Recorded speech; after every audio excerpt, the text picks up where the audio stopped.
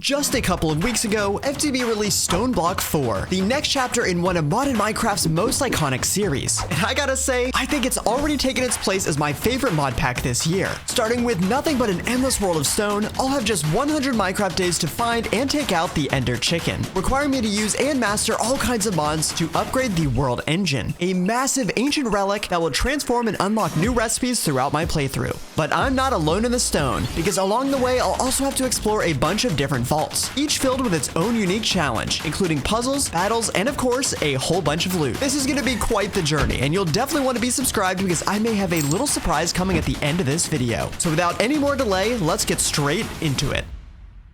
Entering into my world, I quickly noticed two things. First, there isn't nearly as much stone as I was expecting, and second, a little present from the FTB team. Quick shout out to the FTB guys for not just giving me some early access to check out this pack before it released, but also for leaving a couple Easter eggs to find throughout my 100 days adventure. Starting with this cactus trophy, which is a little throwback meme from my Twitch streams of FTB Neotech. StoneBlock 4 takes a slight departure from the lonely stone prison of the previous three packs, starting off with this awesome spawn room and more importantly, a new friend, the Echo of Guidance. We'll come back and visit this guy a couple times throughout the playthrough, not just to get some cool lore that explains the progression through the pack, but also more importantly to unlock some different world stages and additional Echo friends, as well as a shop to buy all kinds of cool things or gamble away my life savings. Unfortunately, I don't have any money yet, so no gamba for me. But I can go ahead and complete my first stage, which reveals my next major task, where the Echo tells me I need to make a crude brush, whatever that is. While I don't know how to do that yet, I figured it was time to check out the rest of the spawn area, which when leaving this tunnel, we come to this huge, amazing underground build. While exploring, you'll notice a couple more cave entrances, similar to the Archive of Guidance that we just left, except these entrances seem to be blocked off. As we progress throughout the pack, more of these archives will unlock, giving us access to new friends, new rewards, and new shop options. But of course, the centerpiece of the spawn is this massive portal in the middle, which I'll enter to pick a cave and officially get the 100-day counter started.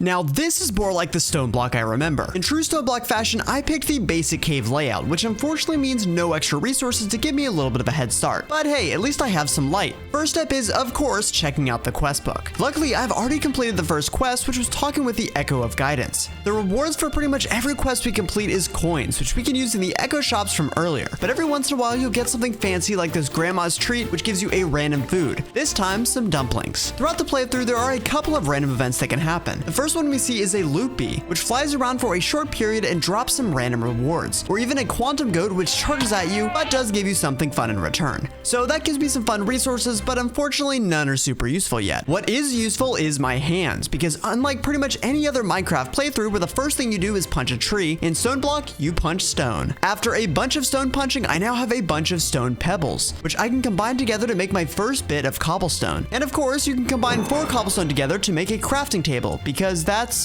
totally normal. With a full crafting table, that allows me to make a couple more tools that will become very useful. A stone hammer and a crook. The hammer is important because I can use it to break some cobblestone that will now turn into gravel. And then by breaking the gravel, I can get some dirt, which when using my second tool, the crook, I can break the dirt to get myself a whole bunch of different types of saplings, meaning I can actually get some trees to start growing, not just giving some extremely important wood, which also allows me to make some sticks and some new tools. With some planks, I made some wooden shears that allows me to harvest some leaves from my next tree, used for a couple different things. First, using some charcoal, I can make a campfire to start drying out some leaves, but I can also put some leaves on top of a wooden basin and do some jumping to make water. With my leaves all dried out, I used my crook to break a couple blocks, which gave me some straw, which is the final ingredient I need to craft a crude brush, which, hey, that was my main quest that the Echo of Guidance asked for earlier. So by using /spawn to return back to the hub, and after showing our friend my new brush, I was able to complete the next stage, which gives me my next goal, crafting and submitting a Chronon generator. But that also unlocks some new items in the shop, a quest book, some torches, and some random food, all of which I can purchase using the money that I've been receiving from completing quests. Now unfortunately, I haven't unlocked /home yet, so to return back to the base, I just need to take a quick jump through the portal. Back at my base, I decided it was time to expand a little bit, which I could do a little bit easier by using some stone to craft a different type of hammer from the Just Hammers mod. Because stone is blacklisted on FTB Ultimine, I can instead use this hammer to break break a 3x3 area all at once. After a whole lot of mining, I realized without any access to the sky or the sun, I was quickly starting to lose track of time. So how am I ever gonna know how much time I have left in my 100 days? Luckily, just at that moment, I came across a strange structure buried in the stone that looks like it uses some fancy computer technology to display the current Minecraft day. How convenient. And look, I guess without knowing it, I had already made it to my second Minecraft day.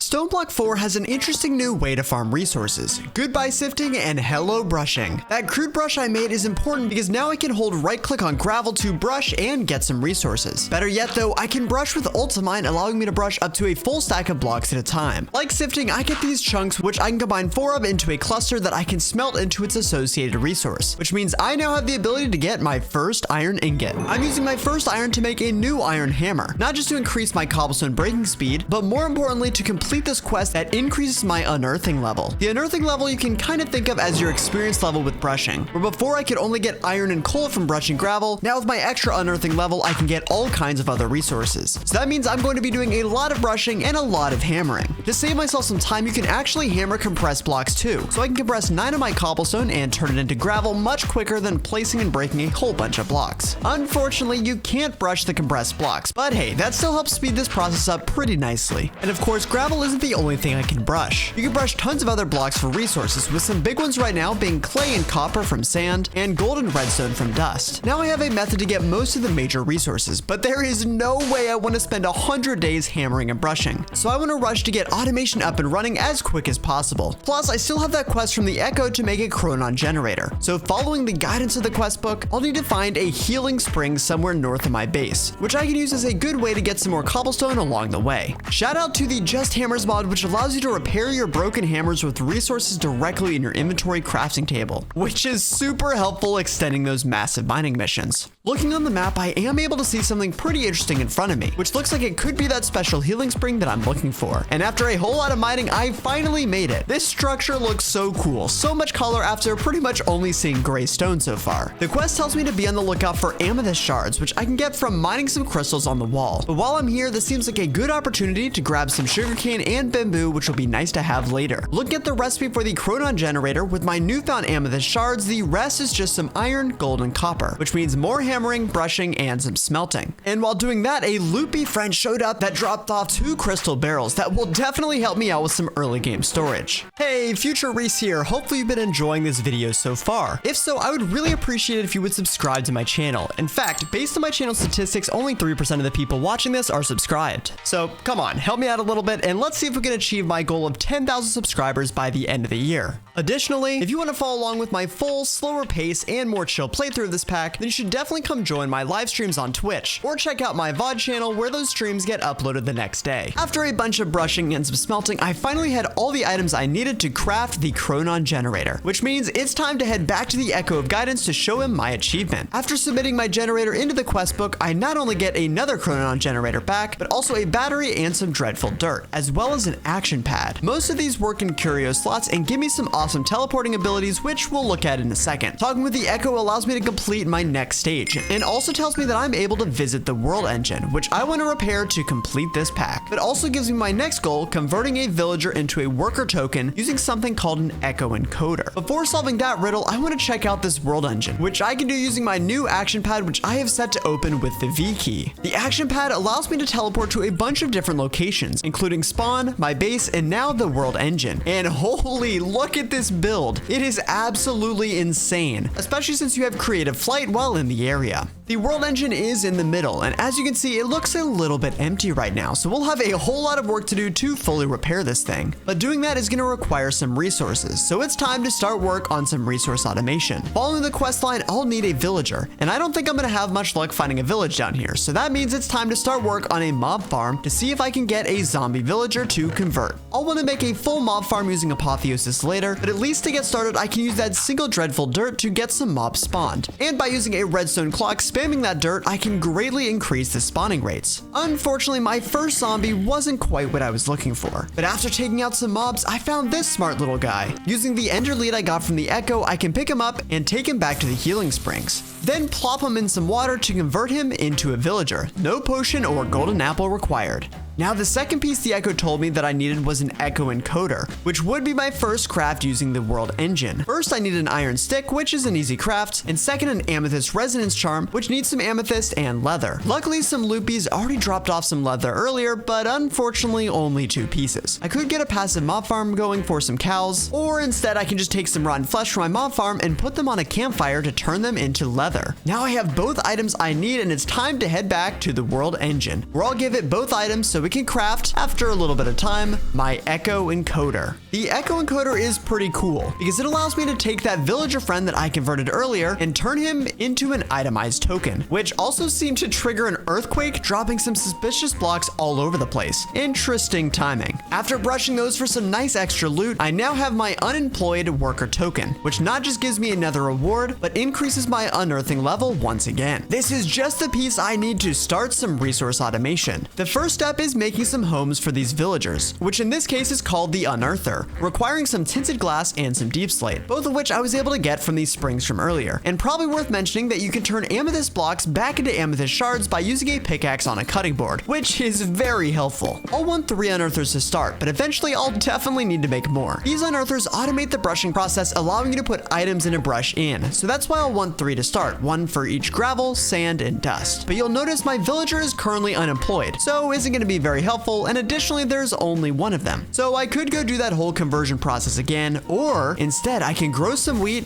make some bread, and duplicate my villager tokens in the world engine, which is totally natural, trust me. Now with a couple more villagers, it's time to give them some jobs, which is done just like in vanilla using a specified job block. The quest book tells me that a decorative pot will make a villager an archaeologist for brushing dirt, dust, sand, and mud, and a salvaging table will make a geologist, which can brush gravel, soul sand, and kiwi. Because I want to brush gravel, sand, and dust, I'll need 1 of each table, which is made a little easier by borrowing some tables from the healing spring and doing a little bit of crafting. I can right-click the token on the ground to reanimate our villager friends, allowing him to grab that job block, and then use the encoder to convert him back into a token. With these tokens, you'll now see that they show their job, meaning I can use them in the Unearthers. Giving an Unearther its resource, the villager will start to brush the block using brush durability. These villagers will slowly level up over time, as you can see when hovering over the token. This XP will increase their unearthing level, allowing them to drop more higher level resources. They will continue working as long as they have a brush and a valid block for their job type. But if you're feeling impatient, you can always give them food to improve worker morale and increase their brushing speed. So now I have 3 brusher friends all doing their thing, but my next step will be to keep them topped full of blocks to brush, and eventually some brushes that don't break pretty much instantly. But first, it's back to spawn to talk with our Echo friend, who is pleased to learn that I have figured out the Echo encoder. By completing the stage, I have unlocked 3 new friends. So if I go back to the main spawn room, where before there was a wall blocking my entrance to the Echo the Machinist, I can now make my way down the cave and into this mechanical looking room, with a new guy that has an important entropy manipulator for me when completing my first stage, but also gives me a task to craft a train casing for a world engine upgrade. He also has some different shop items and even more interesting items that I'll unlock later. My next new friend is the Magician, which again has some new shop items and gives me the task to make some archwood planks to complete my next stage. And the last is the Quartermaster, which tasks me to make a metallurgic infuser and a dielectric casing. He also has probably the most useful shop item right off the bat, including a lot of different functional storage components, as well as some lockpicks, which we'll need very soon. Now with so many friends, it would take a long time to walk between them each time I want to complete a task or buy something from the shop. But luckily my action pad now has some new teleportation locations to bring me to each of the different echoes. The entropy manipulator I received from the Machinist is extremely important for my goal of automating resources, because it allows me to turn cobblestone into stone and stone into lava. Then with my bucket of water, I can turn that into a nice 1-block automatic cobblestone generator. This pack also has auto hammers that can turn cobblestone into gravel, dirt, sand, and dust, just like I've been doing manually. And the best part is these blocks don't even need power. I went ahead and made 4 auto hammers, which I set up in a line with some drawers next to my Unearthers. Then the last step is to use some item pipes to take the associated resource out of the drawer and feed it into the correct Unearther. And boom, infinite resources. Well, sort of. My hammers aren't quite quick enough currently, and my villagers' brushes keep breaking, but this is at least a pretty good start.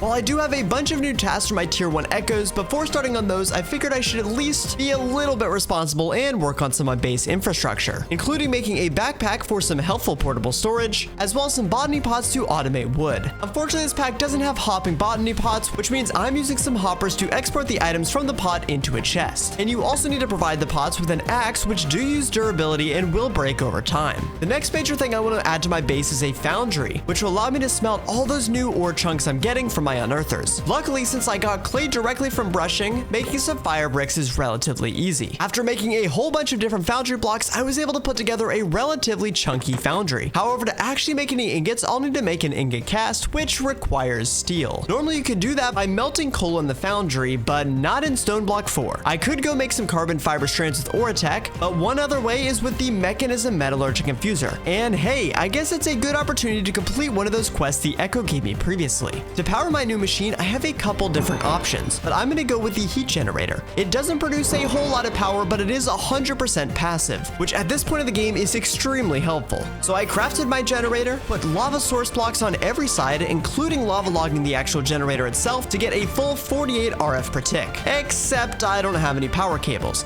and the ones I'm eyeing take steel to craft. So I used some redstone to temporarily fuel my metallurgic infuser, made my first couple steel, crafted my universal cables, connected my generator, making sure to lava log the power cable as well, and officially started my machine wall.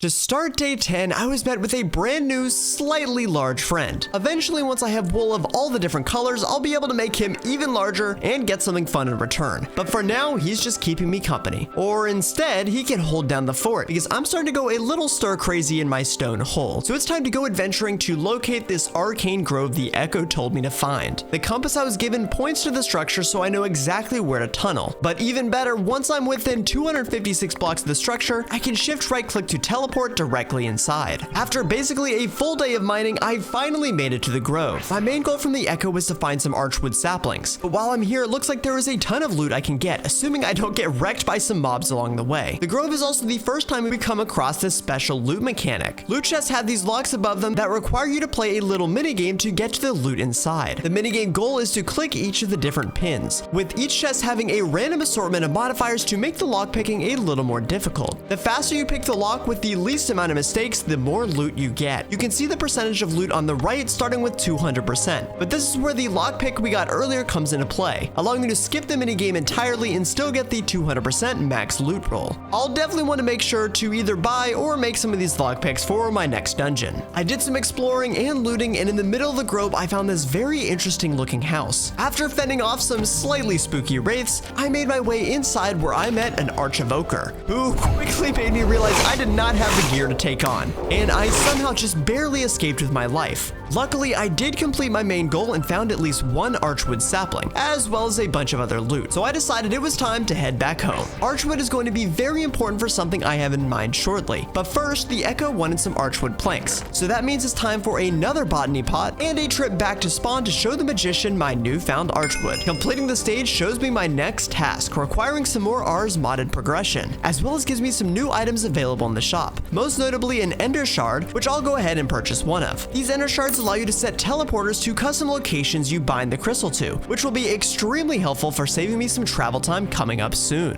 One of my main struggles in modded that will only get worse over time is storage. While I can't quite get into AE2 yet, there is another centralized storage option called the storage lectern. To make one, first I'll need some source gems from an imbuement chamber, and then next I'll need the Dominion wand, which is basically the wrench for Ars, made in the world engine. I'll also need a source of, well, source, which I decided to do with an agronomic source link that creates source from harnessing the energy of plants growing around it. Luckily, with a redstone clock and a little bit of snad, I could spam some cactus growing to create source pretty quickly. At this point, I have all the pieces I need to go complete the magician's next stage. But this time, once upgrading the stage, I get more than just some new shop items, and that's the ability to do my very first world engine upgrade. By submitting the blocks into the quest book, it'll place them into the world engine, which unlocks all kinds of new recipes. Most importantly, the enchanting apparatus, which allows me to craft the storage lectern. I'll also need some bookworms, which I can get from doing a ritual of awakening, modified with a couple book and quills. Once placed, I can attach these bookworms bookworms to my storage system, and then link different storage chests to that lectern to allow the bookworms to be able to access their content. Just like an AE2 crafting terminal, I not only have a crafting table available to me inside the UI, but also the ability to sync my search to JEI, making my life much easier. I'll eventually get some drawers and AE2 drives going for my long-term storage, but for now, I'll just use some crystal barrels and normal chests. Now with my newly acquired central storage system, it's time to start work on my next problem. While I have my brushing automated, it is producing so many materials that it's actually starting to back up. Ideally, I could pump this straight into my foundry, but I don't really have the lava to keep that going, and my entropy manipulator is quickly running out of power. So time to use that as an excuse to get started in StoneBlock 4's other main way of generating resources. And that starts with needing some new friends in this little field that I built. And what better way to make that happen than by heading back to the Echo of Guidance to purchase a gate pearl. And that means time for a little mini battle, taking on a couple different waves of mobs to not just get some great rewards along the way, but also spawn 6 of each of the major passive mobs once fully completed. And it is specifically this little guy that I'm looking for. To start my next day, I claimed a couple rewards and got by far my best one yet in the World Shaper, an insane netherite hammer with an infinite durability and efficiency 25, making it just a little bit quick. But it's also time to make another very important tool, the chicken stick, which allows me to take my new little friends and turn them into little friends that I can pick up.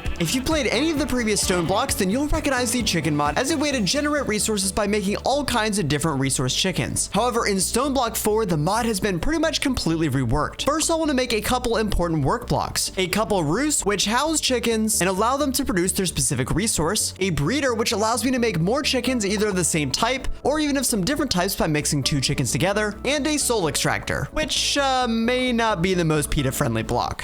One of the key differences of the new chicken mod is that pretty much all of the different blocks require chicken seeds to function. You'll also notice that each chicken has a tier, with more valuable resources being higher tier chickens. That means that seeds also have tiers, so for any of these blocks to work, you'll need a seed of the same tier or higher. I'll first want to make some tier 1 chicken seeds, which requires a chicken soul tier 1, and that unfortunately is where that soul extractor comes in. Rip. But once I have a seed, I can very quickly grow more with some twerking. Then I can use those seeds to breed more chickens and get more resources from them. My first goal is to make the full rainbow collection of chickens, one for each of the dye colors, which all need to start breeding the higher tier resources. Unfortunately, each chicken is not guaranteed from each egg, so that means a lot of dye crafting and unfortunately a lot of bad luck. But after a full day of chickening, I finally had all 16 of the different dye chickens, and 2 more base chickens, water and lava, which are both craftable using a couple more tier 1 chickens and souls. Now I have pretty much everything I need to start making all different kinds of resource chickens. My first goal was to automate some lava production for my foundry, but my lava chicken is tier 2, which means that I need tier 2 or higher seeds. So unfortunately, 1 more water chicken down the drain, allowing me to replace my seed farm and start getting some lava eggs. Unlike in previous versions of the chicken mod, you can stack multiple chickens in one roost to get more drops, but what you will notice is that your chickens have XP levels. You can use the last chicken block, the trainer, to level up your chickens, increasing the amount of drops per operation. Unfortunately, this takes a couple blaze rods to craft, which I don't have yet, but I can actually buy one from the Machinist shop once I unlock it by completing his task. Which, hey, I guess that's a good reminder that I should get back to making some quest progress. I already have completed one of my quests earlier from the quartermaster by making the metallurgic infuser, but I have one task left, and that's to make some dielectric casing, which is just a couple easy crafting steps. After claiming my reward, it's time to visit the quartermaster for my next task, which is to start work on my second world engine upgrade, this time needing 64 world engine machine blocks, which I'll make in 4 batches using a couple different tech items in the world engine. The 4 dielectric casing and control circuits are easy enough to craft and made in the metallurgic infuser, and with a couple extra control circuits, I went ahead and made an enrichment chamber to make my remaining metallurgic infuser recipes a little more efficient. But the electrum wires and steel mechanical components need a little bit more work, requiring a new cast for my foundry. This time a plate cast, which I can make with an immersive engineering hammer to manually craft my first sheet and pour some steel on top of it. For the wires, I'll actually also start by making some plates, which I can then put in a stone cutter to make my electrum wires. With my crafting complete, it was time to go to the world engine and put the items in. Except this recipe also requires power. Because I don't have wireless power capabilities yet, I made a coal generator to keep my world engine powered until then. And luckily, I can use some energy tablets for my loopies for a quick boost. With my full stack of 64 machine blocks, I can head back to the quartermaster to complete my task, and once again submit my machine blocks to place them into the world engine, unlocking some more recipes.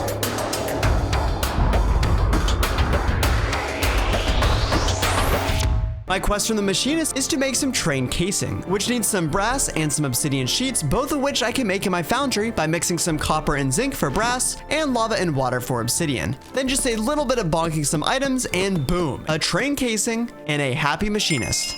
For my last task of tier 1, the Machinist tells me I'll need some shadow steel, which the quest book tells me I can find in the create vault, meaning it's time for my first vault of StoneBlock 4. Just like the Arcane Grove, to find the Vault of the Machinist, I'm again following my compass through the stone, made a little bit easier with my insane new hammer. This time the vault was so far away that it actually took me through the deep slate layer, which is great not just for getting some new blocks, but also because that means Vein Miner works once again, allowing me to clear full tunnels with ease. After a long journey, I made it within the 256 block range, meaning it's time to teleport in and start my first vault. Each vault in StoneBlock 4 has its own style, and for pretty much all of them, placing and breaking blocks as well as creative flight are all disabled. This one is very obviously create themed and is full of fun puzzles and some parkour. I don't want to spoil the entire vault for you, but here's a little bit of gameplay footage.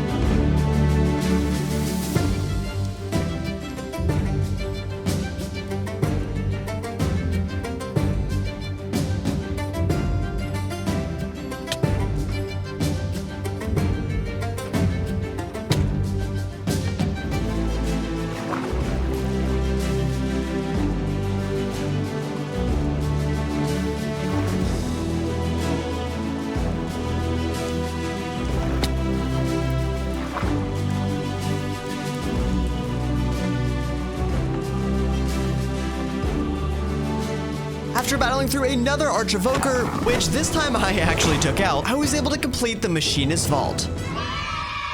And while looting the tons of different chests, I found a good amount of shadow steel, which this time I won't accidentally let fly off into the ceiling. If you've been watching my Twitch playthrough of this pack, then you know what I'm talking about. While running the vault, I found a couple secrets for some extra good loot. So spoiler warning, if you don't want any Easter eggs spoiled, then skip to the timestamp on the screen.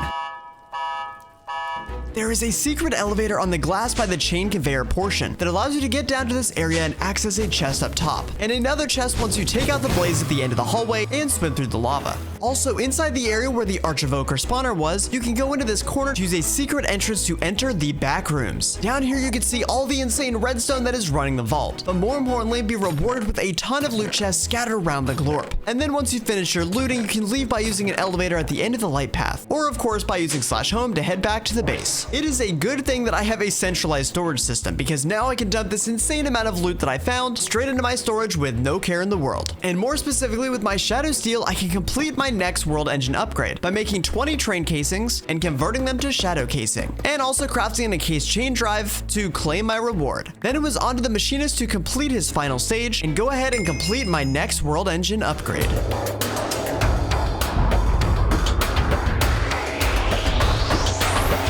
With that upgrade complete, I've now finished all 3 paths in tier 1, which means I can now go back to talk to the Echo of Guidance to complete his stage and move on to tier 2, which also means 3 more friends: the Echo of the Fabricator, the Echo of the Enchanter, and the Echo of the Wayfinder, each full of new tasks and new adventures resulting in new upgrades to my world engine, as well as some new shop items. One item I could have actually bought earlier, but I may have got a little sidetracked, is a brush enchanted with Unbreaking 5, which I'll buy 3 of to give to my brushing friends, to lower the amount of brushes that I've been making for refills just a little bit. But one problem I still have is my resources backing up. So first I'm upgrading my buffer storage chest to a sophisticated storage chest by buying a basic upgrade from the shop, which then adds a couple slots to use some stack upgrades and a compacting upgrade to turn those chunks into clusters. And using some item pipes from the pipes mod, which I've now unlocked the ability to make in the world engine thanks to my new machine blocks, I can pipe these compacted clusters directly into my foundry to smelt into ingots. Shout out to this loopy that spawned directly in the foundry and immediately got wrecked. Now that I'm using my foundry a lot more, I have a feeling I'm going to be running out of lava pretty soon. So I think it's time for my lava chicken to hit the gym, which I purchased from the Machinist shop. Using chicken seeds, your chickens will start to gain experience leveling up over time. The higher tier the seeds you use, the more experience they get per seed. Right now I only have tier 2 seeds, but I'll definitely want to use higher tier seeds to upgrade my later chickens. While my lava chicken was working on those gains, I used this opportunity to start some base building.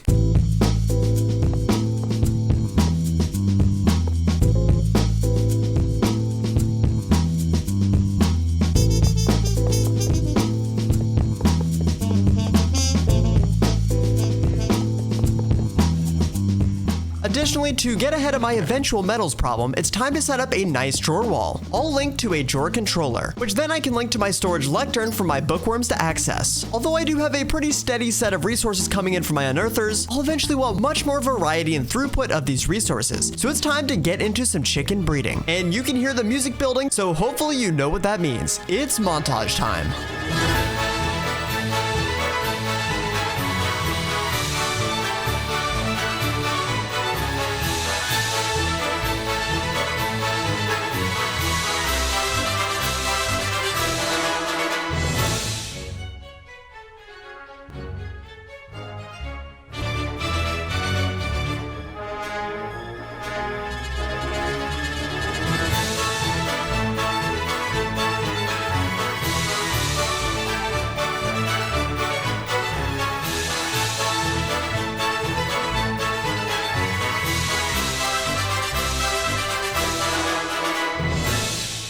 After almost 2 entire Minecraft days, I had collected every single type of chicken through tier 4, which is a lot of different materials. Unfortunately, I can't yet go higher than tier 4 because I don't yet have tier 4 chicken seeds, which will need a little bit of materials and crafting from the cognition mod. I could rush it, but this seems like a good natural pause point to go ahead and set up a bunch of roosts. Now with this many roosts, I have a couple of logistical problems to solve. First, I need to get a bunch of chicken seeds into each of these blocks, and then second, I need to get the drops out of the roost and into some type of bulk storage system. The chicken mod actually adds a couple blocks that can help do this a little bit easier. The first is the roost feeder, which allows you to wirelessly disperse seeds to roost in up to a 30 block range. And the second is the roost collector, which allows you to wirelessly export the chicken drops. However, I'm not going to use this one, and you'll see why in a bit. So I'll connect my feeder to my drawer of seeds, select all of the roosts in the feeder UI, and I'm pretty much instantly out of seeds. But my roosts are now starting to fill up. Before setting up my resource output, I should probably work on a little bit of seed production. There are a couple ways to farm seeds, but I'm going to use some garden cloches. These do use power, but luckily only a little bit, so one heat generator should be no problem keeping them going. And I can use a water tank from SFM to keep the cloches full of water. I'll eventually use some upgraded soil from Just Dire Things, but for now I'll just use some normal dirt and bone meal to give some upgraded fertilizer. As I've been crafting all these different items, I have very quickly realized that I have a bit of a power problem. My heat generators, while passive, are just not quite enough to keep up with my 4 machines here, and I have a lot more machines coming soon. So while waiting for my chicken seeds to catch up a little bit, I figured it was time to work on some power, the mod, which I'll also use for some mid-tier power generation. I'll be using magmators, which start out pretty slow, but I have some ideas to scale these pretty nicely. Unfortunately, to get to the 3rd tier, I'll need to do a quick little world engine upgrade. Luckily, the first one is pretty easy. Just a simple world engine recipe to make a superheating element, and a slightly less simple thermodynamic cable craft that needs some mechanism atomic alloy, which I could make a little bit quicker thanks to some upgrades I purchased from the Machinist. After talking to the fabricator, I learned that I can use the resistive heater to add heat directly to the world engine, and while I'm there, it gives me a good opportunity to buy some more helpful items, including a blazing energizing rod and some tier installers. And better yet, as a quest reward, I received Sereth's quick step boots, which are definitely quite speedy. Now back at the world engine, I can set up my resistive heater attached to those thermo cables, which when powered will start to heat up my world engine. Once hot enough, I can use it to make my energizing orb. With my new orb and the charging rod I bought earlier, I can go ahead and start making some energized steel to upgrade my magmators once more. Before I can work on the next tier, I'll not only only need these guys set up to increase my power generation, but I'll also need some blaze rods, which is also one of the keys to my Magmator plan. And luckily, I know just where I can find some, so I'm off on a little adventure to look for a nether dungeon. I could tunnel all the way there, or I could just purchase some nether shards to allow me to teleport directly to the ring, which happened to teleport me straight into an ancient knight structure, which isn't exactly ideal, but hey, I'll just tunnel in the other direction. With some help from the map, I made it to the nether dungeon I was looking for. There are tons of chests here, which of course I couldn't help but loot a couple of. And also, let me just note, this evasion ability from Sarah's boots is crazy, but my main goal is to get a blaze spawner and get out.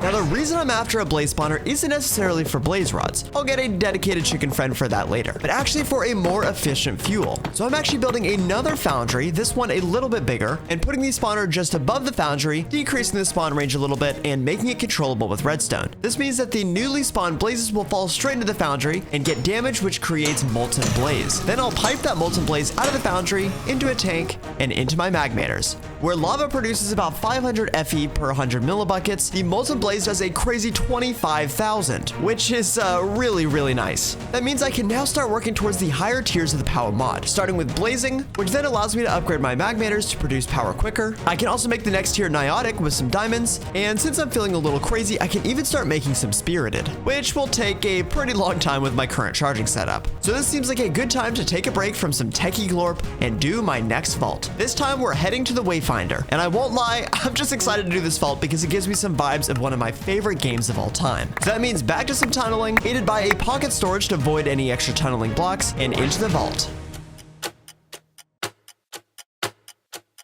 If it's not obvious, this vault is themed after Portal, complete with a portal gun and all. Just like the game, this vault is all about puzzles, so I'll give the same spoiler warning. If you're planning on doing this vault yourself and want to solve the puzzles on your own, then skip to the timestamp on the screen.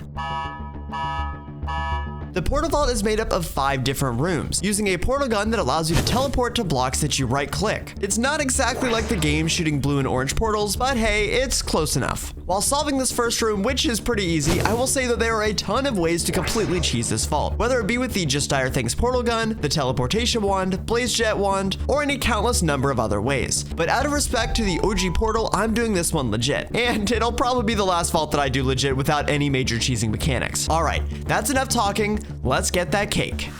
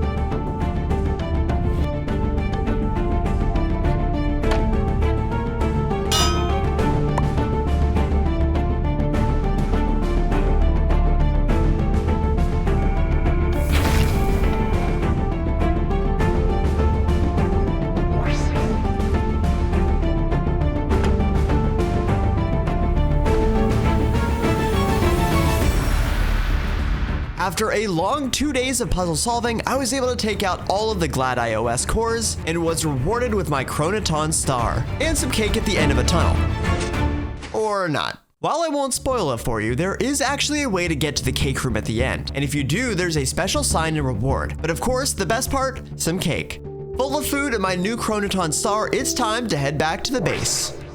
Back at the base, I can use my Chronoton star to complete my second world engine upgrade of tier 2. And I've definitely already completed the hard part because the rest is easy, just feeding in some other items into the world engine. This craft does deplete my Chronoton star, but down the line, if I ever need it again for more glass, I can always re-energize it with a nether star. With my batch of Chronoton glass, I not only get another reward, this time an energy collector Mark III, which is pretty sweet, but also a happy echo of the Wayfinder, and yet another world engine upgrade completed.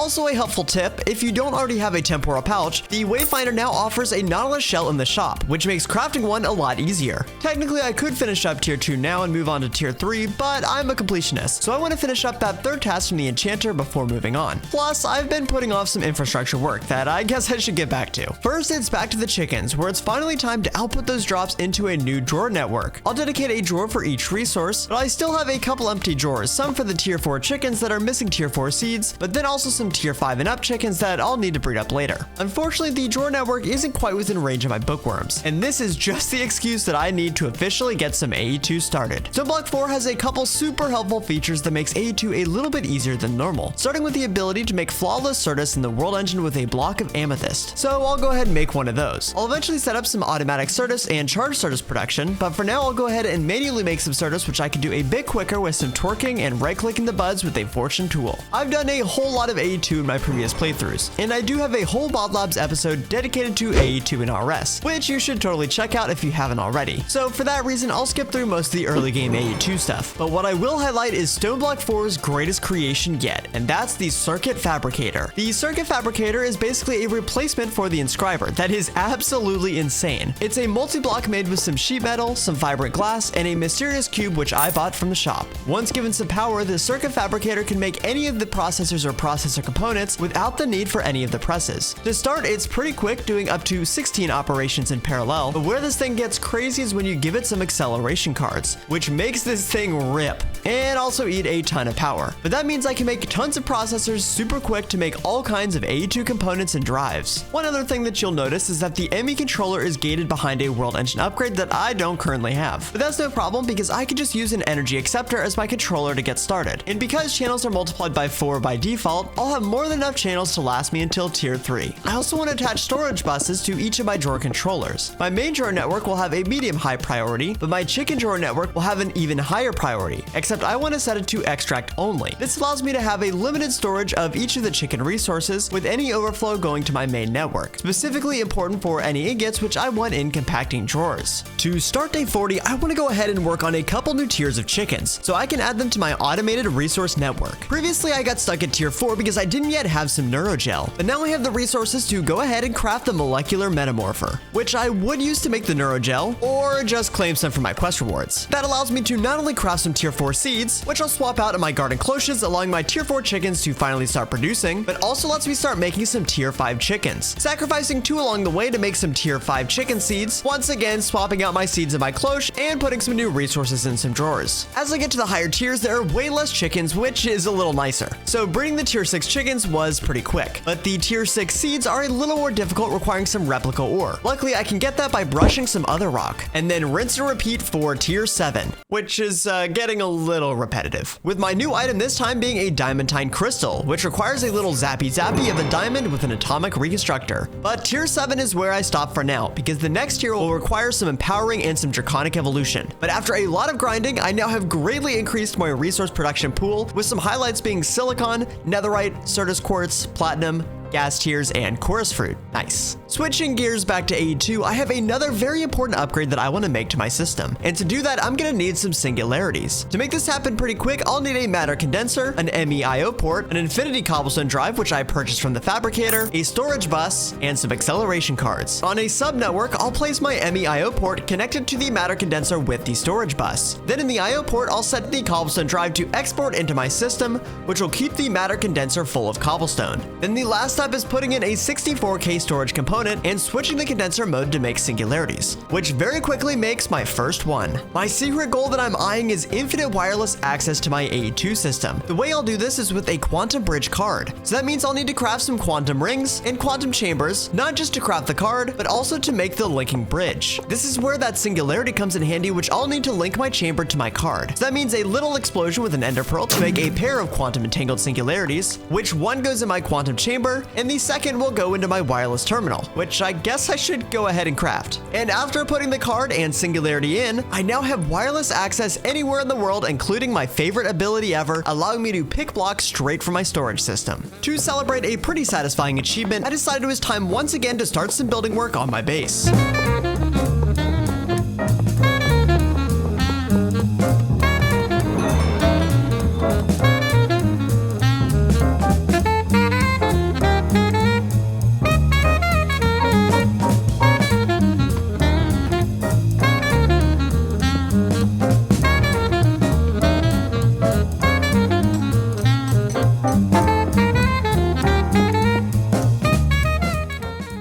With a partially completed workshop, I had used up most of my building brain power, and decided it was time to work on something else to give myself some time to come up with some ideas for details and some other rooms. The next mod I'm looking to get into is going to require some mob drops, but more importantly some XP. So what better way to get both of those than with a mob farm? I'll have two sections to my farm, one with Apotheosis spawners targeting specific mobs, and the other with Dreadful Dirt going for a broader, more natural set of spawns. This farm is very similar to the one I built in my most recent ATM 10 TTS 100 days video, which you should definitely go give a watch if you haven't already, so I won't give the whole step-by-step here. But the quick version is I'll use entity conveyors from mob grinding utils to push mobs from Apotheosis spawners into a corner where I'll have a mob grinder full of sharpness and looting upgrades. Then each spawner I place will have a comparator allowing me to individually turn on or off the spawners with a redstone link remotely. The Dreadful Dirt part will eventually cover this full 5x5 area, but I can't quite get that going yet, so instead I just start with my one little block in the middle. I'll also spam some redstone cogs with redstone pulses from a clock to greatly increase the spawn rate from the dirt, and of course add a similar on-off switch with a redstone lamp. Because I can't use conveyors where the dirt is, I'll instead use a mob van to push the mobs onto my conveyor section and into the same mob grinder. So I've solved the spawn part, and I'm already getting a good amount of drops. Okay, maybe more than a good amount, so I'll at least temporarily fix that with some stack upgrades and a trash can filter to trash some of this gear. But one thing you will notice is I'm not getting Apotheosis gear spamming my chest like normal, and that's because in this pack auto salvaging is turned on. So instead of getting gear drops, I instead get the rarity materials like this scrap metal and time-worn fabric. But you know what? This still isn't fast enough spawning for me. So if I want to finish up my Dreadful Dirt, I'll need to complete the enchanter's task, which is to get an Echo Shard. So that means I am off to an ancient city.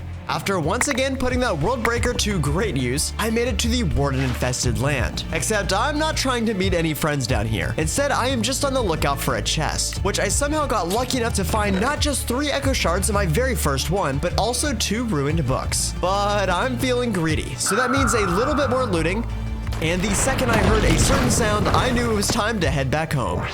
With some Echo Shards acquired, I took a quick trip to the Enchanter to not just complete his first task, but also purchase some newly unlocked Cursed Chicken Feed, which unfortunately means sacrificing a chicken friend for a rotten egg, but also allows me to now make a full 5x5 area of Cursed Earth, which means a whole lot more mobs. I can also use a couple of these Echo Shards to add echoing to my Apotheosis spawners, basically tripling the amount of drops per mob. But that's not the only thing I need the Echo Shards for, because the next World Engine upgrade task the Enchanter gave me was to get into some Apotheosis enchanting and make 4 deep shelves and 2 echoing deep shelves. But to do that, we'll take some semi-difficult enchanting stats requiring at least 60 Quanta and 40 Eterna and Arcana. And that means first making a couple infused hell shelves with 14 regular hell shelves and 12 bookshelves, which then allows me to make 11 glowing and 3 blazing hell shelves, along with a couple stacks of candles, which gives me just the enchanting stats I need to infuse some dormant bookshelves into deep shelves. And then my last step is to craft 2 of those into the echoing shelves.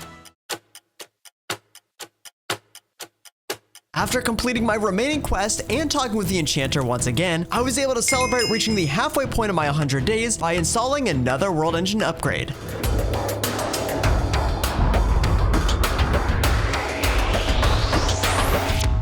And officially completing Tier 2, which means I'm moving on to Tier 3. And of course that results in a couple new friends that I get to introduce you to. The Infernal, the Catalyst, and the LightBender. Each have a wide variety of new tasks for me to complete, including some more progression and a bunch of tech mods, some new vaults, and even a boss for me to take on. But before I get into any of that, it's time to work on my gear a little bit. And for that, I want to get started with some just dire things. Luckily, I can craft through the first couple of tiers of goo pretty easily, but I can't quite make the final Shadow Pulse goo yet because I don't have any Dragon's Breath. But of course, that means I can make some resources from the first 3 tiers, including some Ferrocore, some Blaze Gold, and some Celestigem. Thanks to some quest rewards, I almost have a full set of some nicely enchanted Blaze Gold armor already, so I can not only complete the set, but also upgrade it to Celestigem by making and using a couple of Celestigem upgrades. Along with some new abilities, Celestigem gear ditches durability and instead uses power, so I went ahead and made a player transmitter with a binding card to keep my gear topped up at all times. While I don't yet have the final tier Eclipse alloy, I can still actually use just dire things to get myself some much needed creative flight. First, I'll need a jewel crafting station which I can make in the World Engine. Iron's Gem and Jewel jewelry lets you craft custom items that give you different specs and abilities based on the materials that you use. So I'll make a ring with blaze gold that when I put on a Celesta gem will give it the creative flight modifier, meaning once I start wearing it in a ring slot, I have creative flight. There are some other really powerful items that you could craft, but I'm gonna wait just a little bit longer until I get some higher tier band metals and gems. One other piece of gear I want to make is one of the Just Dire Things wands, starting with the Blaze Jet wand, which I can then upgrade into a Void Shift wand. This thing allows you to teleport around, kind of like an Ender Pearl, except with a little bit more accuracy. Another way I can upgrade my gear is with some Apotheosis affixing, which has made it a lot easier now that I already have a little bit of the Apotheosis materials piling up. But I do only have up to the rare tier so far, so I want to increase my world tiers as much as possible to start getting some higher level materials before affixing my gear, which starts with equipping some common leggings, which I can manually affix pretty quickly. The next tier needs some common affix gear, which I can just reforge, but also requires me to take out an Apothec Invader. Normally these guys spawn naturally, but why be patient when I can instead just craft a gate of the first frontier to force one to spawn in and get some nice bonus loot along the way, which completes my next world tier. To get to the 4th tier, I'll need to affix some rare gear, but also take on a different challenge, this time taking out a Wither. But of course, this is modded Minecraft, so why actually fight the Wither when I can instead just cheese it? So it's time for a Wither-proof cage, and after a lot of slashing, I completed the next tier, and also got my first Nether Star. Once activating Summon, I now have unlocked all the different types of gear, so that means my mob farm is starting to fill up with a bunch of arcane sands. Unfortunately, even with my 5% mythic chance, I won't get any Godforged pearls, since those are gated behind a later world engine upgrade. So with those resources, it's time to get forging, including not just my armor, but my weapons and baubles as well. And as if that wasn't enough, I decided to go ahead and make a heart amulet, which I can fill with up to 80 canisters of 4 different types of hearts. I'll go ahead and craft 80 red heart canisters, and while I can only currently use 20 of them, I'll be able to upgrade the rest to the higher tiers later. Switching gears a bit, acquiring the Just Dire Things materials allows me to make a pretty massive upgrade to my seed setup. By making a Celesta Gem hoe, I can make some Void Shimmer farmland, which when swapped out of my garden cloches results in much quicker growing time, which starts producing so many seeds that my item pipes can't even keep up without upgrades. With so many seeds, I also figured it was time to get my chickens in the gym, and get as many of them upgraded to the max level as possible, which means they produce a full stack of each resource per operation. So my chickens spent the whole day getting gains, with a little bit of help from the temporal pouch. After I got about a third of my chickens upgraded, I ran out of patience, or more importantly, ran out of time in my temporal pouch. So while letting these guys finish up on their own time, I decided to move on to something a little more exciting. And what could be more exciting than checking out my next vault? This time we're going to the maze. I used a deep slate ender shard to get a little bit closer, then followed the compass until it was time to enter the vault. Welcome to the maze. Here the goal is simple. Find the end of the maze, which has a chest containing some Fortron infused blocks. But it's not just a normal maze, there are force fields all around that are controlled with buttons. You're welcome, by the way, for the buttons being colored and having lights that show what state the button is. That may have come from my initial Twitch playthrough of this vault before either of those existed. You also may come across some spawners throughout the vault. You can't break them, but you can use a comparator on them to disable the spawns. Now here's the deal. I've already solved this maze once before on my Twitch playthrough, so while I could do it again, I did say in my last vault that it would be my last vault without a little bit of cheese. So while I do recommend that you solve the maze legit because it's pretty fun, if you really aren't feeling it or think you're stuck, then now is the point in which you'll realize why I made the Void Shift wand earlier. And that's to teleport right over the force field, skipping the need to use the buttons. Just don't teleport directly into the force fields though. But after running through the maze and looting all the different chests, I made it to the end where I looted the final chest, getting 8 Fortron infused blocks and some other goodies. And back to the base. With my Fortron blocks, it was time to complete my quest, which gave me a paradox machine, which is pretty cool, but also completed the next stage from the LightBender and resulted in another upgrade for my world engine.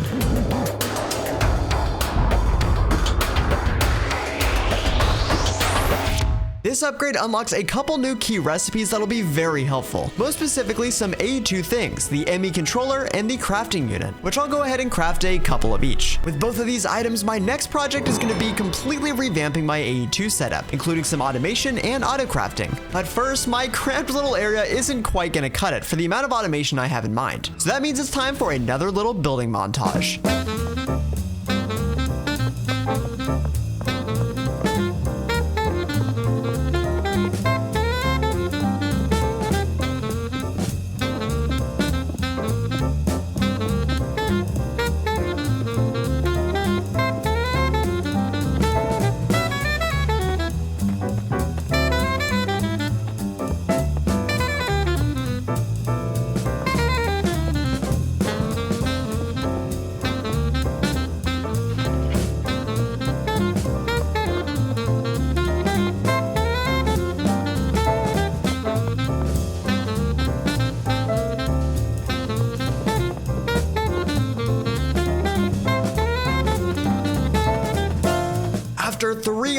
days of building, I had completed my AE2 server room, and I gotta say, I am really proud of this build. I think it turned out really nicely. But now it's time to actually fill it up with all kinds of tech glorp. So first, that means saying goodbye to my original AE2 setup, moving the drives and wireless link chambers to my new system, as well as reconnecting the cable network, and setting up my singularity generator once again, except this time I'll have 2 condensers, one for singularities and one for matter balls. I'm also moving my machines into my AE2 room to get them ready for some auto crafting and automation, which also means I'll need a couple different terminals to make and wirelessly access my auto crafting patterns. So I made both the pattern encoding and access terminals, converting them both to their wireless versions, and crafted them with my crafting terminal to make a universal terminal combining all 3 together. And that means the official start to automation, meaning all kinds of patterns, with the first pattern always being for crafting more patterns. And I of course will need something to do that crafting. So I made a crafting storage and coprocessor, as well as a molecular assembler and some pattern providers to get things started. Eventually I'll replace this with a quantum computer and matrix assembler, but hey, this is good enough for now. After a day of adding all kinds of patterns, including some smelting, crushing, circuit fabricating, and even some mechanism recipes for alloys and control circuits, which did require some advanced patterns, I was ready to move on to a slightly different automation. And that's one of the more annoying things to use manually, the energizing orb. Luckily, it's an easy process to automate, just attaching a pattern provider to the orb and a pipe outputting from the orb right back into the provider. And then I can feed in all types of different patterns, opting for the block recipes when possible for more efficient crafting. And with power resources now automated, this seems like a good time to work on my next world engine upgrade, which is looking for a nitro ender cell, which I can add a recipe and go ahead and craft. And also learn that I forgot to set one very critical part of my energizing orb automation, putting the pattern provider on blocking mode. Okay, now I can go ahead and craft that nitro cell, as well as upgrade a couple of my magmators to spirited, and then after taking out another wither, to the max nitro tier. With the nitro cell completed, I went ahead and claimed my next quest reward, which was an observer. Feels bad. But spoke with the catalyst to complete my next stage, and more importantly unlock the nitro energizing rods in the shop, which I bought a couple of, to upgrade my orb setup.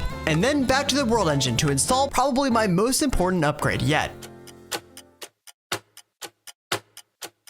This one is so important because it gives me access to Flux, which will be extremely helpful for wireless power transfer, as well as the factory augment, which I'll go ahead and make one of. This allows me to add a new machine to my wall, a furnace, which I went ahead and upgraded all the way to netherite. And with my new augment, instead of using coal or some other fuel like normal, I can instead make it use power, and also split to smelt 6 items in parallel extremely quickly. And that means some more patterns to add, except one quirk. Because the furnace is so quick, I'm manually making processing recipes do things in bulk. So for instance, I'll make a stack of stone at a time to make sure that all of these slots are being used. Now to take advantage of my upgrade and start getting into Flux, I'll need some skystone dust. And while my eventual goal will be to make a skystone chicken, it's time to brush off an old villager friend to get my first couple of blocks. I'll use a charger to employ him as a Flux researcher, which I can buy a couple of presses to get him upgraded, which unlocks a very helpful skystone trade. And one more upgrade even unlocks another pretty helpful Flux trade, which I'll definitely take advantage of until I get the reaction chamber. With that skystone, I can make a couple sets of skystone steel, and then I'll get some meat by smelting some raw chicken and combine it all together in the world engine to make a skystone chicken. Throw them in the gym real quick, and now I have a ton of skystone dust, which means a ton of flux. And a ton of flux means I can go ahead and craft my flux controller, a couple plugs, and a couple points. If you've never used the flux mod before, trust me, it's pretty awesome. I first want to place down my controller and create a new network. Anything in Flux I connect to this network will essentially be connected wirelessly. The controller allows me to enable wireless charging, which makes my player transmitter from earlier obsolete. I'll then go around placing flux plugs on my energy generators, since flux plugs input power into the network, and then I can put flux points in places that I want to use that power, so pretty much anywhere I have a machine. I can also set priorities on these flux points, which in the case that I'm ever running out of power will determine which machines get power first. So I'll set my ME controller to the highest priority, and things like my energizing rods to lower priorities. Now there's actually another world engine upgrade that I technically could have completed earlier, and that's the quantum link chamber. So I'll go ahead and make another pair of chambers and head back to the LightBender to complete my next stage and go ahead and place my next world engine upgrade.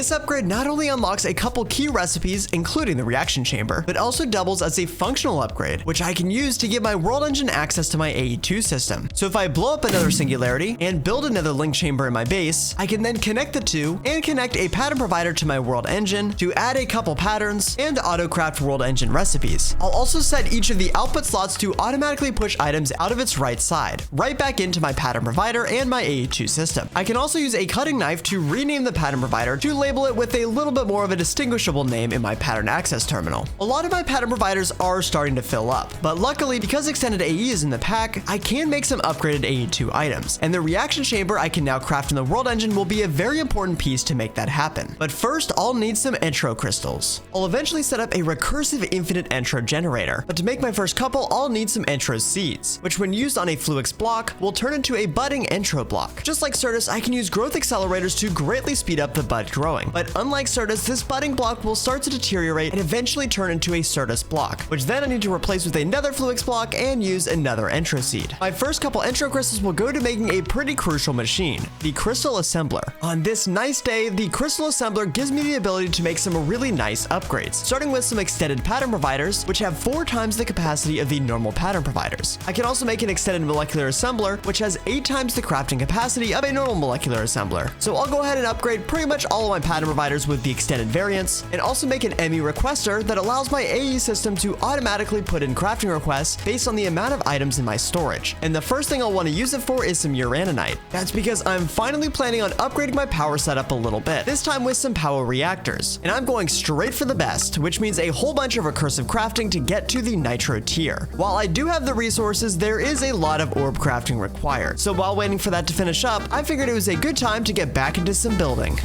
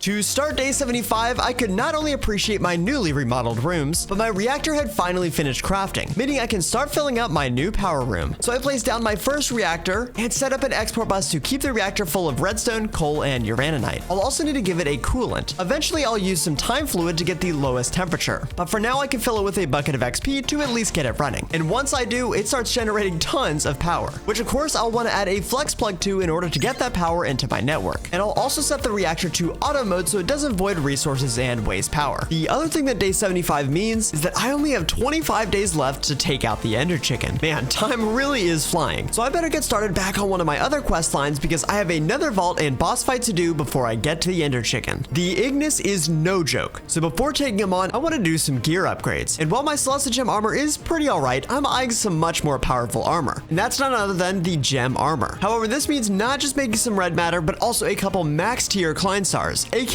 a whole lot of EMC. But I knew this time was coming, because not only do I have a ton of coal for my mob farm, but also a ton of Aeternal's fuel that's been building up in my Mark III energy collector from a quest reward way back on day 37. And I can add a couple recipes for each of the Project E fuels, dark matter, and red matter. One thing to note, because my AE2 system now has the ability to craft things in parallel, I'll need a couple extra Philosopher stones, one for each upgrade level so that it can reuse those stones without thinking it's missing ingredients. So after adding even more recipes for each of the Klein Klein stars, I can start some crafts for some red matter and 4 of the Omega Klein stars, after a slight CPU storage upgrade. While I won't be able to make some of the other components for the gem armor until after I take on the Ender Chicken, I can go ahead and make the red matter armor, starting with netherite armor, then making a couple dark matter upgrades to upgrade it to dark matter, and the final red matter upgrades to make the red matter armor, and a red matter sword. And now time for some affixing, and some additional gems targeting as much health, armor, and attack damage as I can get. I also made a couple more pieces of jewelry for some additional stat boosts, like a red matter necklace with netherite for a 25% health boost, and a 12.5% armor boost from diamantine crystals. And also made a feeding upgrade for my backpack to keep my hunger and health topped up all the time. To save myself some time in the vault, I am finally making some lockpicks as well. So first I'll need to get some spectre trees farmed to make some more ectoplasm, which then I'll turn into spectre ingots and into those lockpicks. Armed with all kinds of new gear, it was then time to head over to my next vault. And this one was actually pretty close to another dungeon that I looted earlier, which I may have gotten slightly sidetracked testing out my new gear, which is actually insanely powerful, and of course did a little bit of looting along the way. But once I got in the 256 block range, it was time to enter the Infernal Vault. The Infernal Vault is a relatively short one, so there isn't much I can show you without really spoiling the whole thing. So, spoiler alert, if you want the fun and surprise of experiencing this vault for the first time, then skip to the timestamp on the screen. Around the top layer, there are a couple chests that I definitely want to loot, but unfortunately I didn't quite get the item that I was looking for, a pig step disc. But it's a good thing that I looted that nether dungeon on my way here, because I got one then. You'll also see that there are a bunch of note blocks with signs that label the noise each note block makes, depending on the block that it's placed on. We'll definitely want to make a note of those for later. And now with my pig step disc, it's dancing time.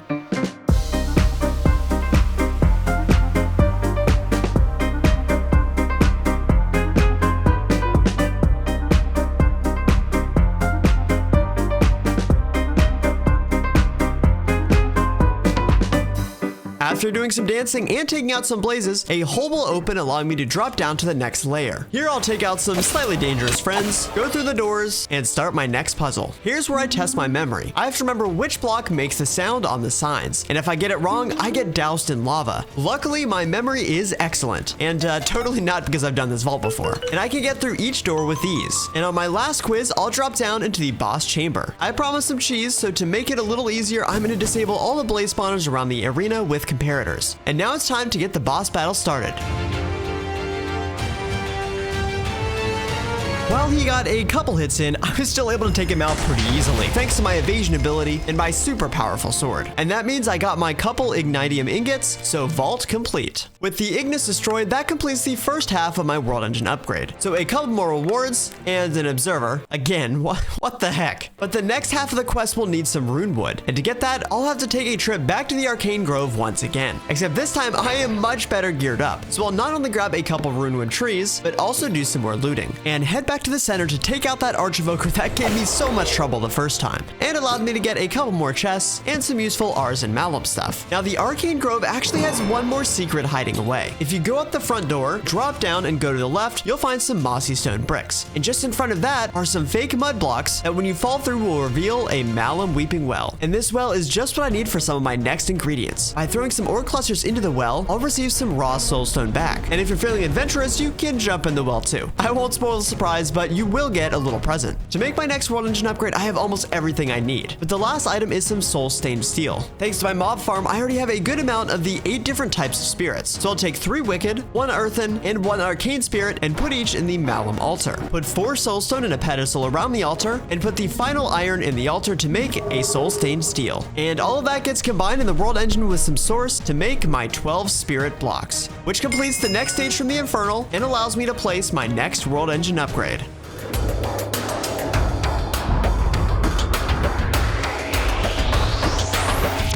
As I'm quickly approaching my 100th Minecraft day, it's time to circle back on a couple resources I'll need to get automated. And I'm starting back with my chickens, making a tier 3 chicken that I missed previously because it used a tier 6 gas chicken to breed, as well as 2 tier 8 chickens, 1 for nether stars and 1 for draconium. The nether star chicken I'll need to craft with 4 nether stars, 4 netherite chickens, and a tier 7 soul. So that means making 5 more chickens, 1 of which gets sacrificed, taking out a couple more withers, and with my new chicken friend, I now have some infinite nether stars. Or I would if I had some tier 8 chicken seeds. The 4 tier 8 chicken souls I can get by sacrificing some more netherite chickens and combining the tier 7 souls with nether stars in the world engine. But the empowered emeradic crystal and draconium infused obsidian will require a little bit more work. First, it's time to get a setup done for empowering, because this emeradic crystal definitely won't be the last thing I need to empower. So that means I'll need 4 display stands as well as an empowerer. Because these recipes are pretty tedious, I'm going to go ahead and automate this process with my AE2 setup, which I'll do by connecting my pattern provider to a chest with 2 modular routers. One router sends items to the middle empowerer, and the other modular router distributes items to the 4 display stands. I'll filter the pipes into the modular routers to make sure that the correct items go into the correct places, and then I'll use an item pipe to export the finished items back into my AE2 system. And with that, I now have empowering automated, which I'll go ahead and test by crafting that emeradic crystal in block form. The last ingredient of the tier 8 seeds, draconium infused obsidian, shocker, needs some draconium. So I'm buying some end ring teleport shards from the shop, and off to the end ring I go. Here I'll have no problem finding tons of endstone to brush for some draconium, but I also noticed that my teleport put me right above a massive and slightly malformed end dungeon, which of course I have to check out and loot. And these chests are definitely a massive step up in terms of quality of items, with some highlights being some cataclysm ingots, high level enchanting books and gems, some random loot boxes, Oritech machine frames, and even some crazy AE2 components. But these chests were also accompanied by some pretty massive friends that would have been scary if not for my insane gear, and even a surprise boss fight, which also ended up not being much of a fight. Throughout the dungeon, I also found a bunch of tier 7 chickens that would have saved me some time earlier, but I didn't just find tier 7, I also found a draconium chicken, which was my last tier 8 that I was looking for. With my newly acquired draconium, I can go ahead and make my last ingredient to craft, the tier 8 chicken seeds, swapping them out of my garden cloches, updating my roost feeder, and finally, infinite nether stars and draconium. At this point, I now have every possible chicken through the first 3 stages of the pack, but there is another resource generation method I haven't yet tapped into, and it's another animal, but this time a cow. Or not just any cow, a fluid cow. Using a clapple, you can turn any cow into a random fluid cow, and these fluid cows can range from all kinds of useful fluids, including alloys and even fuels or other modded liquids. You can also use a bucket of milk to reset a fluid cow back to a normal cow. Eventually, I'll use an advanced polymorph wand from Just Dire Things to allow me to reroll fluid cows easier at the cost of polymorph fluid. But until then, I'll just go back and forth with clapples and buckets of milk. I can also breed certain cows together to make some alloys, such as carbon and iron for steel. Once I have a cow I want, I can place them on top of a fluid cow jar and drop an anvil on them to relocate that cow into the jar, passively farming the fluid. So after a bunch of bonking, I ended up with cows for bronze, steel, electrum, invar, refined obsidian, constantan, and brass, with some space for some more cows once I get the advanced polymorph wand. Since all these fluids are metals, I'll set up some casting tables with ingot molds and flow those into the same drawer network as my resource chickens, adding a whole bunch of new ingots to my list of passively generated materials.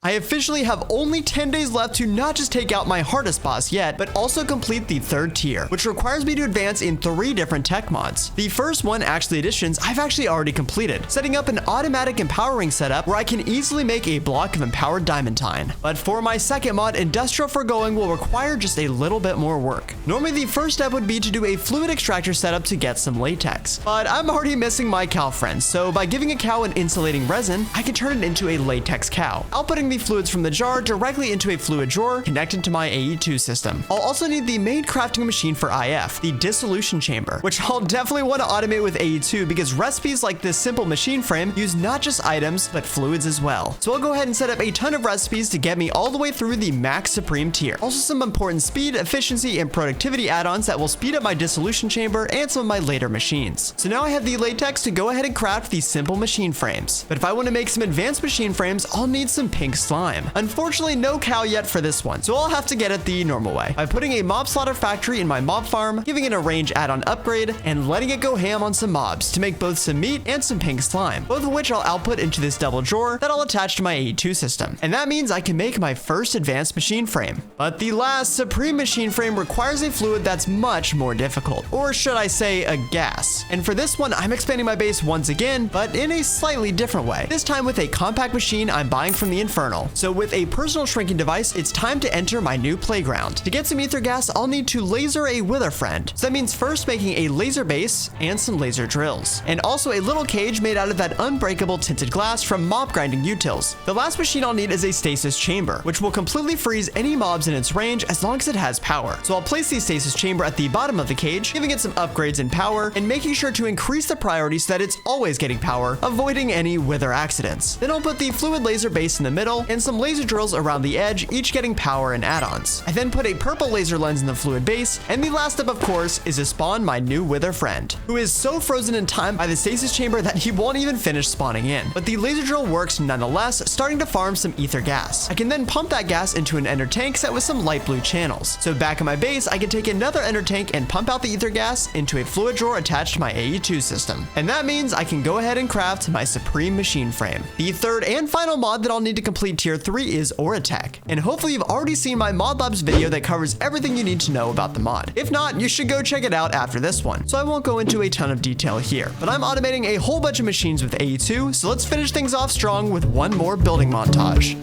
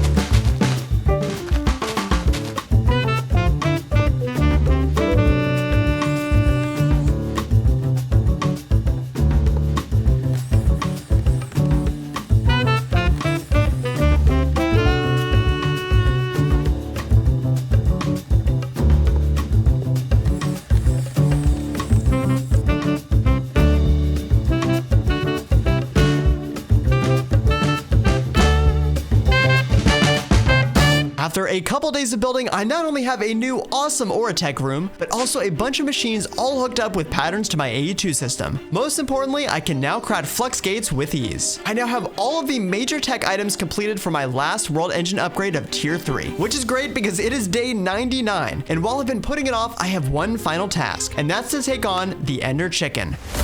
So it's time to grab my compass and head to the end ring. Now, this fight is no joke. Even with my amazing armor and weapons, because the chicken has a damage cap, it's going to be quite the battle. I'll also need a couple additional tools if I'm going to have any chance to survive this fight. A chicken stick to disable its shield, and my teleportation wand to move quickly and avoid its deadly attacks. Okay, enough stalling, here we go.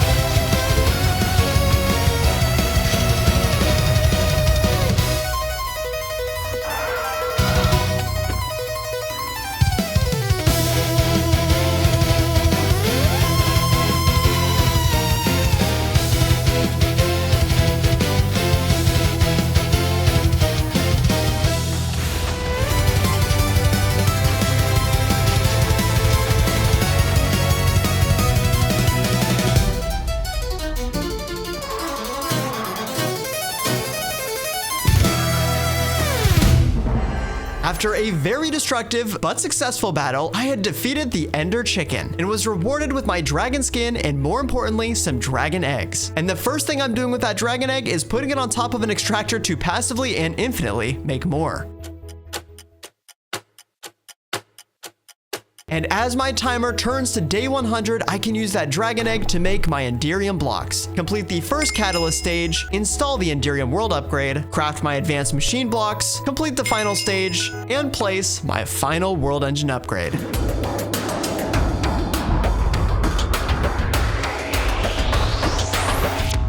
Which in a mad dash to the end completes tier 3. But what if I told you that this is not the end? Tier 3 is only the halfway point of this pack, because I still have 3 more tiers to complete before fully restoring the world engine. And I'll be releasing another 100 days video in the coming weeks that picks up right where I'm leaving off to complete the pack. But before I get started, I'm using the rest of my 100th day to appreciate everything I had built.